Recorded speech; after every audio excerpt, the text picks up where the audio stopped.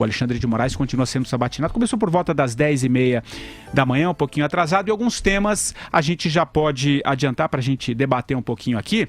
Ele falou sobre a questão do plágio. Também foi logo pela manhã, Vera.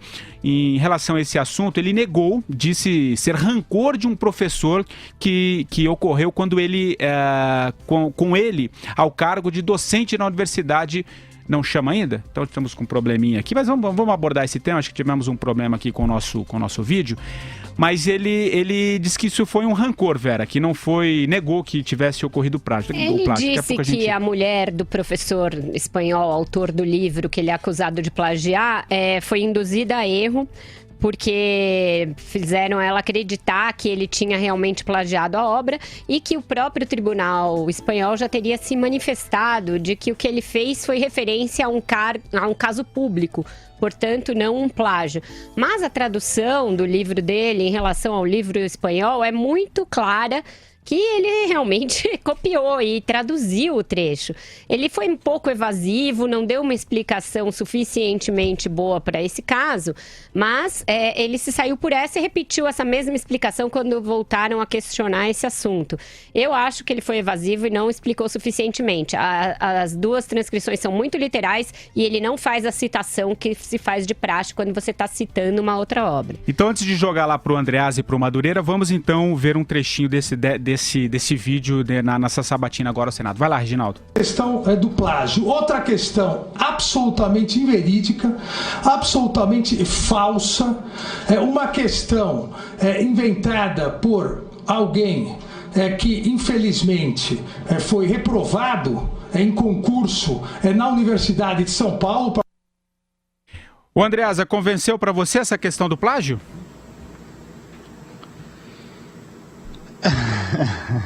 Patrick, para ser elegante, digamos que ele não respeitou as regras da BTN, né? As regras que estipulam os critérios para citação acadêmica. Mas, e é uma questão importante, né? O cara vai ser ministro do Supremo. Não esclareceu completamente, mas de modo geral, eu me submeti ao sacrifício de assistir toda essa sabatina, né? E já que é sempre esse circo, a maioria das vezes de elogio, né? De congraçamento, que seja longo assim, né? Então eu gosto de ver essas sessões longuíssimas, submetendo senadores e candidatos a ministro supremo ao sacrifício de ficar sentado ali longas horas. Acho uma beleza. O conteúdo em si já é conhecido, as perguntas, mesmo as formuladas pelos histéricos, né? O Glaze, qual é o nome daquela outra? Vanessa, Lindbergh. As perguntas dos histéricos são sempre as mesmas, né? E já eram previsíveis. No conjunto, até agora, né? Agora, quando eu parei de ver, estava falando do senador Aloysio Nunes. Eu acho, para ser justo, que o ministro Alexandre de Moraes foi bem.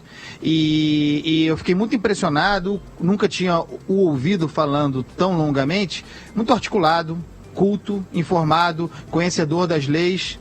Uma sabatina, a meu ver, é melhor do que foi a do Fachin, em termos da apresentação do candidato, né? Naquela ocasião, as perguntas foram mais duras.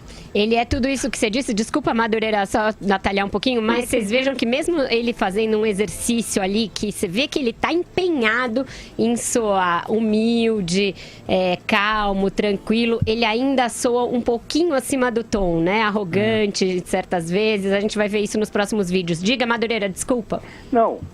Sem querer livrar a cara do Alexandre Moraes, eu só quero lembrar aqui que a nossa queridíssima ex-presidenta Dilma Vana Rousseff fez algo muito grave porque ela adulterou o currículo Lattes dela, que é um currículo que é oficial, tem fé pública, dizendo que tinha doutorado e não sei o quê, e não tinha porcaria nenhuma durante a sua primeira campanha eleitoral, e ficou tudo por isso mesmo. O que a Dilma fez naquela época foi mais ou menos rasurar a certidão de nascimento dela ou coisa parecida. Uma coisa que talvez seja muito mais grave. Isso não tira a gravidade de um plágio eventual do ministro, quase ministro, Alexandre Moraes. Só para lembrar, como no Brasil, o Lindenberg, a Gleice Hoffmann, esse pessoalzinho lá do PCdoB e do PT, tem uma memória curta, né? E o rabo preso. Porque a nossa ex-presidenta, ela adulterou uma coisa séria. O currículo Lattes, se as pessoas não conhecem, é a base de dados científica brasileira, onde todos os cientistas, todo o pessoal ligado à área acadêmica, coloca lá todos os seus feitos, os títulos, suas obras, enfim, um grau de titulagem, uma coisa muito séria, muito respeitada, e a Dilma Rousseff adulterou, dizendo que tinha um doutorado que não teve, e essa coisa toda, aliás, mentir com eles mesmos, né? Não é? Lembra, Andreasa? Lembro sim. Lembro. Ah, desculpa, foi pro Andreasa. Não, para a Vera também. Fala, Vera. Não, é que eu lembro desse caso e foi realmente um problema. Ela mentiu tanto que tinha um mestrado quanto o doutorado. Foram as duas coisas. Gente, vamos colocar um outro trecho. Patrick. Oi, Andreasa, vai lá. Só para fazer eu vim aqui ditar a regra, né? E falei a sigla errada. Peço desculpa ao ouvinte. É a BNT. A BNT. Desculpem. Associação Brasileira de Normas Técnicas. De Normas Técnicas, exato. Gente, vamos eu falei a BTN, só mal. Vamos a mais um trechinho aqui da sabatina do Alexandre de Moraes, um assunto que acho que o pessoal da Lava Jato gostou, quando ele se referiu que não há inconstitucionalidade nas prisões após a condenação em segunda instância. Vamos a mais um trechinho dessa sabatina. Vai lá, Reginaldo. Há duas teses. Uma tese que entende que o princípio da presunção de inocência impede a prisão até o trânsito em julgado. E há outra tese que entende que o princípio da presunção de inocência não impede pelos fatores que eu disse. E é essa tese a que eu me alinho, não a caso, senador. Então eu espero que eu tenha agora sido um pouco mais claro. Ponto com a Lava Jato, velho? Perde ponto com os sabatinadores ali, sim, né? Sem dúvida. Na hora da cabine indevassável, não sei se essa resposta mas Curitiba, não vai tirar acho que uns gostou, votinhos. Né? Pois é, mas como são os senhores que estão sentados ali que têm de votar, eu acho que essa resposta pode tirar uns votinhos dele, porque era justamente o que eles não queriam do novo indicado ao Supremo. Eles queriam que fosse contra essa tese, porque o Supremo está mais ou menos dividido. Se for provocado a voltar a tratar do assunto, pode mudar o entendimento. Essa é a esperança dos senadores e deputados. Mas eu tenho dito aqui que tudo que eles tramam é como aquele coiote do desenho que dá tudo errado. Romero Jucá, todos eles têm sido useiros e vezeiros em fazer tramas que dão em nada. Se você for ver, quando foi indicado o Alexandre de Moraes, uma das coisas que eles diziam é: PMDBistas querem indicado que seja contra a prisão em segunda instância. Deu errado de novo. Que ninguém sabe, posso falar, Vera? Diga. É a marchinha que o futuro ministro Alexandre de Moraes já compôs para comemorar agora no Carnaval a unção dele como ministro. Vou cantar uma pedacinho aqui, ó. Nós, os carecas, somos os maiorais, porque na vaga do Supremo, nosso Alexandre é o de Moraes. Mas falar de careca pode em marchinha ou tá proibido pelo índice? Careca pode. Bem lembrado. Careca pode? Careca então tá. Vai, Andreasa. O sinal também de... Bom, vocês sabem aqui como eu bati neste senhor Alexandre de Moraes, né? Eu o considero um péssimo ministro da Justiça. Acho que ele foi péssimo na condução da crise penitenciária, da crise de segurança nacional que nós vivemos há pouco tempo. Mas eu apostei também aqui nesse programa que ele seria melhor ministro do Supremo do que da Justiça. E nessa questão ele mostrou uma independência.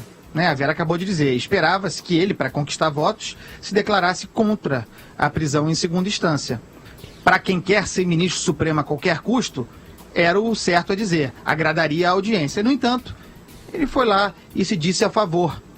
Ponto para ele. Também me surpreendi, porque eu pensei que ele fosse ensaboar nessa resposta, dizer que tem duas teses e não se alinhar com nenhuma delas. Como ele fez, aliás, quando foi tratada a questão da tese dele. Isso a gente ainda vai falar aqui, não? Pode colocar. Porque ele foi questionado sobre a tese dele de doutorado em que ele era contra o critério atual de nomeação de ministros do Supremo, dizendo que quem já ocupou um cargo público, um cargo no Executivo, não deveria ser indicado como ministro do Supremo, e defendendo também mandato. Aí, nesse caso, ele saiu por essa tangente que o Andreasa está dizendo que aquilo era um trabalho acadêmico e que ele estava falando em tese, mas que a indicação dele não fere os critérios que são os da Constituição, no que ele está certo, aliás, é uma coisa meio tautológica que ele falou, mas é verdade, a indicação dele está dentro das regras, e que então ele se sentia plenamente à vontade e confortável para ser designado mesmo em contradição com o que ele escreveu na tese dele lá atrás. Ô Vera. Diga. Muito importante, inclusive do ponto de vista pedagógico, para educar a audiência, inclusive os senadores lá histéricos que estavam berrando, a explicação, e aí você vê que o sujeito entende a função que ocupará. Ele explicou a função de revisor, ele explicou quem é o revisor, como funciona a primeira turma, a segunda turma, o que se pode fazer no plenário. Ele deu uma aula sobre o funcionamento da Suprema Corte, que deveria inclusive ser usado como pílula. Nós mesmos podemos tentar editar isso para educar as pessoas sobre até onde o Supremo pode ir. O Supremo pode ir muito longe, mas um ministro só na posição em que ele se encontra, indo para a primeira turma, que portanto não é a segunda, aquela onde a Lava Jato corre prioritariamente, educativo. Andreasa? Vai, Madureira. Não, uma coisa que se louve realmente é o chamado notório saber, né? Que, ao que parece, Alexandre de Moraes tem pleno conhecimento do direito, né? Que, por exemplo, você não pode cobrar do ministro como Dias Toffoli, que nunca passou para nenhum concurso para juiz, nem juiz de comarca. Exato. Então, isso já é realmente o grande diferencial. E como eu acho que você falou, eu concordo.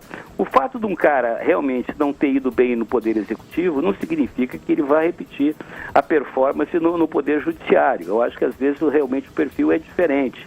Muito embora, eu acho que para exercer... Eu acho que o cargo de juiz, né, para um cargo dessa natureza, qualquer juiz, a idade conta muito. Eu acho que o Brasil tem juízes muito jovens.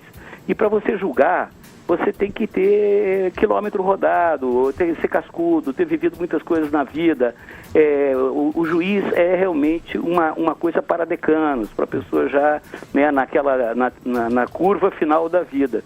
E para um juiz de Suprema Corte, eu acho que se fosse um processo sério, eu faria essa consideração, né? Ele é um pouco ainda, um pouco fresco, né, para assumir ainda. Não acho não. O Sérgio Moro, por exemplo, é bem mais jovem que ele e é louvado em prosa e verso como um bom juiz, um juiz técnico. Mas não sei se seria conveniente, por exemplo, para estar lá no Supremo, Vera. Entendeu? Eu acho que o Supremo é a coisa para os mais velhos mesmo. O pessoal já vivido, não sei. O próprio Toffoli chegou lá mais novo que isso, o Celso de Mello chegou bem jovem também. Eu não vejo muito essa barreira da idade. A do notório saber jurídico, sim. Essa questão que o Andreasa falou, aí da aula que ele deu sobre o funcionamento do Supremo, foi quando ele foi questionado sobre se ele se diria impedido de julgar casos referentes a pessoas das quais ele foi colega como ministro. Ele disse que não se sente impedido de julgar nenhum caso desse, porque não há nenhum impedimento desse tipo. Ele disse que sim, se dirá impedido caso chegue ao Supremo algum caso do escritório da mulher dele, que foi uma outra controvérsia da sabatina, porque o escritório da mulher dele recebeu de uma empresa investigada na Operação Acrônimo. E essas planilhas foram parar na Operação Acrônimo, foram 4 milhões que o escritório dela recebeu, e ele não informou isso ao Senado. Quando questionado se tinha algum parente advogando no Supremo, ele disse que não, mas tinha a mulher. Ele disse que isso também não era um óbice, a indicação dele, porque a mulher dele é advogada há mais de 20 anos, eles exercem a profissão de maneira separada, e se algum caso do escritório dela chegar à corte, ele se dirá impedido. O Andreasa, eu vou colocar para... Vai lá, Andreasa. Claro, vai lá, Patrícia. Então, eu queria trazer um outro tema até para a gente ganhar até um pouquinho de... Desculpa. Ganhar um pouquinho mais de tempo, que são vários assuntos, e eu vou até cortar aqui um vídeo, mas eu vou colocar direto para você primeiro, Andreasa. Também nessa sabatina, ele disse que é contra 3 das 10 medidas contra a corrupção enviadas ao Congresso, mas ele defendeu a aprovação do conjunto, né, dessa medida. Ele disse que é contra a chamada pegadinha, que é quando o flagrante é preparado, né, previamente, a restrição ao habeas corpus e a utilização de prova ilícita. Como é que você vê essa colocação especial? Ele que defende aqui a aprovação. Então, isso é muito interessante, porque mostra que é possível ter nuances, né, na concordância e na discordância. Porque no Brasil, hoje em dia, você precisa concordar integralmente com uma coisa, ou discordar integralmente para ser aceito em determinados grupos.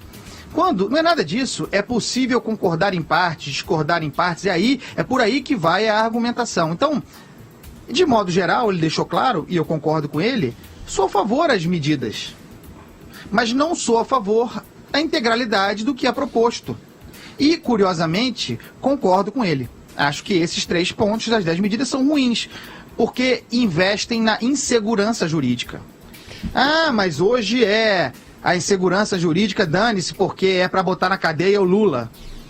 Tudo bem, mas amanhã pode ser você, ouvinte, pode ser eu, pode ser usado contra nós, sem que tenhamos cometido crime. Então, é preciso concordar e discordar de maneira humana, né? E coerente, né, com aquilo que se acredita, sim. Me digam, por favor, quando, me digam, né? Me perdoem. Tô maluco. Tô falando que nem o Magno Malta, tava ouvindo, por isso que eu tô perturbado. Me digam, por favor, quando você, ouvinte, concordou integralmente com qualquer coisa na sua vida. Nunca. E por que nas redes sociais, aqui no programa, vocês apoiam e demonizam as pessoas com base em concordância integral? Não é razoável. Me digam. Da divergência veio a luz. É isso aí. Não é razoável mesmo. E uma dessas medidas às quais ele se referiu, essa da admissão de uma prova ilícita, desde que ela venha a ser corroborada depois, ela já tinha caído, né? Mesmo naquele melê que a Câmara fez com as 10 medidas, que viraram 13, e muitas caíram, outras entraram, essa daí já tinha saído. Então, se o projeto for restaurado na sua integralidade, e for votado de novo, essa é uma que deve cair fora mesmo.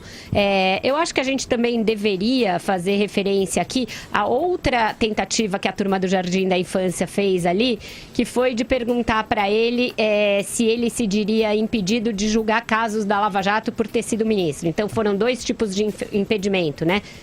Se ele se diria impedido de dar habeas corpus ou julgar mandados de segurança, ou seja, monocraticamente contra ex-colegas, e também na Lava Jato. Ele disse que não vai se dizer impedido de atuar na Lava Jato, porque outros ministros que foram designados na mesma situação que ele votaram também em situações envolvendo os governos que os indicaram, sem se dizer impedidos. Então, todos os tiros que a turma do Jardim da Infância deu saíram pela culatra. A Gleice Hoffmann tentou até uma estratégia ali malandrona, que foi o seguinte: olha, eu tô me dizendo impedida de votar nele, porque eu sou ré na Lava Jato. E aí, para ver se o constrangia a se dizer impedido. Só que uma coisa não tem nada a ver com a outra, então ele ainda vai ter um voto contrário a menos, porque a Gleice não vai votar. Ô Madureira, vamos falar sobre esse assunto e só trazer mais 3 pontinhos aqui, rapidamente. Ele negou ter sido advogado ou ter envolvimento com o PCC, foi logo no começo da sabatina. Ele também não quis se posicionar sobre a descriminalização da maconha e negou que haja um esvaziamento da Lava Jato. Vai você, Madureira. Pois é, como vocês estão dizendo aí, é uma sabatina que é cheia de pegadinhas. Na verdade, não é para verificar de fato se ele está apetrechado, se ele está à altura das atribuições. Estão pegando fatos específicos, pontuais, né? Por exemplo, se manifestar a favor ou contra a legalidade da maconha, não é essa questão que você vai fazer para uma sabatina de juiz supremo, né? Então, é evidente, né? Isso aí com certeza também não estava lá na prova da Chalana. Agora, já que tocaram no assunto das 10 medidas, pelo que eu estou entendendo, até se a Vera, vocês aí puderem me esclarecer, eu acho que essa questão das 10 medidas caiu também no impasse, né? Porque na medida em que votou para a Câmara dos Deputados, até onde eu vi no jornal hoje, meio que o Rodrigo Bolinha lavou as mãos, ou seja, está um melê danado pelo que eu vi, pelo que eu entendi, por favor, me esclareçam aí, Vera, caiu as 10 medidas no seu todo, caíram numa espécie de buraco negro. Mas elas devem ser rediscutidas. Ainda com relação à sabatina, tem 2 pontos importantes que a gente precisa tratar aqui. Ele negou aquela acusação, que é muito disseminada, desde que ele foi secretário de segurança aqui, de que ele tem advogado para o PCC. Disse que ele advogou para uma cooperativa de peroeiros e negou que tivesse qualquer ligação com o PCC, mas fez uma defesa de que qualquer advogado pode advogar para qualquer cliente, desde que dentro de preceitos éticos, mesmo o PCC, disse ele. Eu achei isso controverso, a gente pode discutir aqui. Não, o PCC não. O PCC não. Ele falou, mesmo o PCC. Ele não falou do...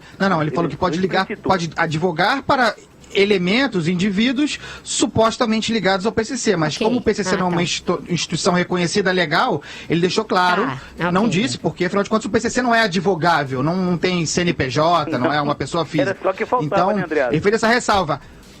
Pois é, mas vai chegar lá, né, Madureira? Assim, enquanto ele falou o seguinte: não importa o partido, não importa se é do PT ou do PSDB, não importa se é criminoso ligado a uma facção ou outra, tem direito à defesa. É assim que as coisas funcionam. Então, foi esclarecedor também nesse aspecto. E foi muito engraçado, Vera, só para falar da Glaze, ela começou na sabatina dele, né? Você passou por isso. Ela criou tanta restrição para ele. Não pode. Você tem que jogar impedido para falar do PT, tem que jogar impedido para falar do PSDB, tem que jogar impedido para isso, para sua mulher. Quer dizer, realmente é um homem que não pode trabalhar. Alexandre de Moraes não pode trabalhar. É impedido para tudo. Segundo a Glaze, ele tem que ir para debaixo da ponte, fumar crack. Vai Madureira. E aí os direitos humanos do PT vão lá cuidar dele, obviamente. A Glaze Hoffmann é uma chata de galocha. Aliás, esse Jardim de Infância, esses 3 porquinhos que ficam lá atazanando os trabalhos do Senado. Cara, isso é de um ridículo. Eles ficam ali naquele arrazoado sem fim, falando. Cara, isso custa dinheiro. O pior é que isso custa aos cofres públicos, isso custa para a sociedade, isso custa para a nação. Mas eles não estão nem aí para isso. O mandato deles, para eles, é uma brincadeira, mas não tem nada não. 2018 está chegando aí, vamos ver se eles renovam. E a última coisa que eu acho que a gente tem que discutir aqui ainda sobre a sabatina, para encerrar os principais tópicos, é que ele falou da questão do foro privilegiado. Ele foi questionado sobre se ele defendia a redução do foro privilegiado e eu achei uma boa resposta, porque ele disse que isso não é uma questão administrativa do Supremo, é uma questão legislativa, constitucional, tem que ser tratada assim, mas que o Supremo tem sim de dar uma nova vazão aos processos, fazer com que eles andem rápido, discutir os procedimentos para que os processos andem rápido. Achei uma boa resposta do Alexandre de Moraes. Ótima resposta para o senhor Barroso. Alô, Barroso. Então, pelo aí, ó, 3 o seu futuro colega, Alexandre Moraes. O seu futuro colega ensinando. 3-1 aprova. Eu aprovei, Madureira. Fiz todo o esforço para não aprová-lo. Toda a má vontade dedicada a esse senhor. Então, mas eu sou um homem justo. E foi bem. Então, e o Senado deve aprovar tranquilamente. Se ele passou pelo crivo do Andreas, é com louvor, então. Próximo. Eu dizia desde o início aqui, quando a gente ainda discutia se ele ia ser indicado ou não, que o tal do notório saber jurídico ele tinha. Eu me lembro de ter dito aqui, contado para o ouvinte, que todos os ministros têm lá o livro dele na bancada, em cima da bancada do Supremo. Então, é um constitucionalista respeitado até pelos veteranos da corte. Então, nesse aspecto, eu imaginava que ele não teria problema.